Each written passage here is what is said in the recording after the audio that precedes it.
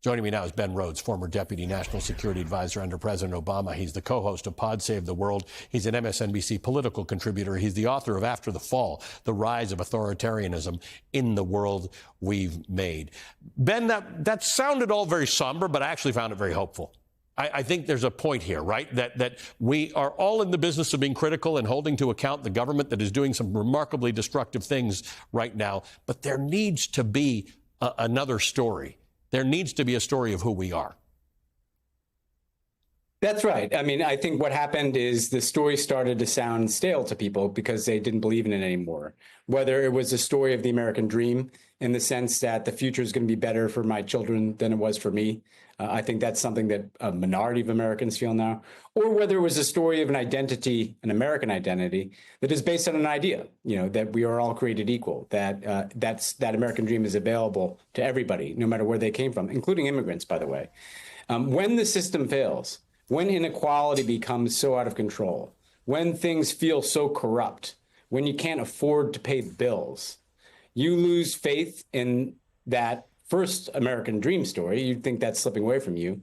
And you also become more willing to listen to the kind of old identity-based appeals. This is a white Christian conservative nation that defines itself in part by who we're not, who we're against. That's the siren song that always appeals to people in tough times. But I think the hopeful point is the way to reclaim the story is to show that you have a vision for the future that is not just about going back to the past. We accuse Trump of, rightly, of being the nostalgia person, make America great again. But, there's a little bit of that on our side. Like, can't we just wind back to the clock to before Trump when everything was so much better, right?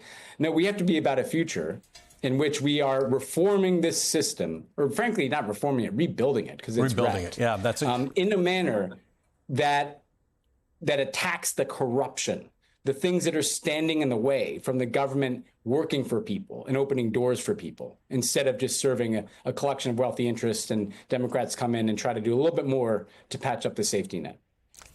Is it, when you go back to 2016, June, Brexit, November, Trump, in both cases, in my opinion, as an economics journalist, it was underlying economics, but in most cases there were identity appeals. Tell me the distinction and the connection between them, because to some people it's about who we are, and to some people it's about paying the bills, and to some people the distinction is not that clear.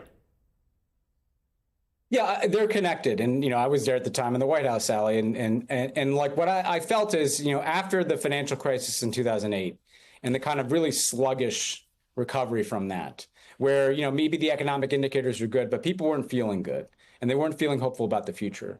And so there's a fundamental, I think what that crisis did in particular is it made people lose all confidence in the whole project of globalization and neoliberalism.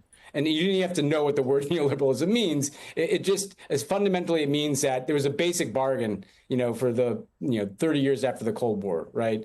We'll accept globalization, and the more migration of people, the more kind of lack of traditional identity, right, as everything is homogenized in this kind of one global stew. And we'll accept that there are a bunch of people getting fabulously rich as long as our lives are getting better.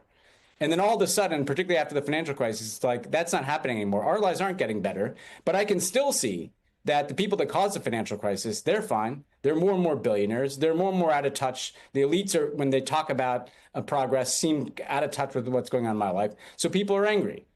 And then you come along, and in Brexit, the slogan I think that was so powerful that you showed on the screen was take back control. Right? Well, that means different things to different people. It can mean take back control from these out-of-touch elites who don't understand what I'm going through. It can also mean take back control from these immigrants who are coming in and changing British society and demography, right? There was a bit of a white nationalist element to that, obviously, in both of our countries. And so the anger opens the door to the identity politics. They're both sides of the same coin. I'm angry about how this system is failing, how this story isn't true anymore, how the elites don't seem to understand me. They want me to kind of say all these nice things about what kind of countries we need to be. Meanwhile, I can't pay the bills. Then someone like a Nigel Farage or a Donald Trump or a Boris Johnson comes along and says, no, blame those people. Blame the immigrants, blame the liberal elites, blame these other people. Now, I think that Donald Trump in particular, that's a story of distraction, right? The rich are getting richer. The plutocrats are blinding their pockets while he's distracting people with his anger constantly, right? And so it's the oldest trick in the book, right? Keep the working class angry at some scary other, while I actually don't fix your problem and the thing that made you mad in the first place. Ben, I've so much that I want to talk to you about, but I would recommend to my viewers read this column.